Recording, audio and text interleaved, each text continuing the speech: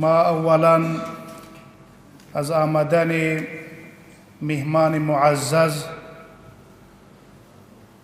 مولانا صاحب عبدالباری عمر رئیس عمومی شرکت برشنا به همراه همدیوالانش خوش آمدید میگوییم. به ولایت ما تشریف آور شدن، خوش آمدن. از خدماتشان ما مردم اظهار سپاس و تشکری می نماییم. برادران محترم،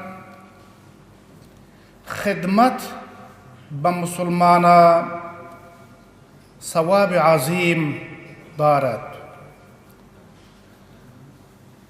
در حدیث شریف می آید که به حضورتان تلاوت نمودیم، یک نفر دو طفلک، دو دخترک تا بلاغت رسیدن تربیه بکنه. پیغمبر ما صلی الله علیه و سلم فرمودند دو تا میده بچه او را مثلا یک نفر تربیهش بکنه تا به بلاغت برسه، امون نفر در روز قیامت به همراه ما می باشه. پیغمبر علیه السلام انگشتایشان با یک دیگر جمع کرده نشان دادن، این قسم زم کرده نشان دادن.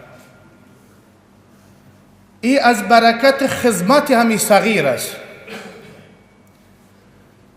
خدمت مردم حتی خدمت حیوانات باشه باعث ثواب است.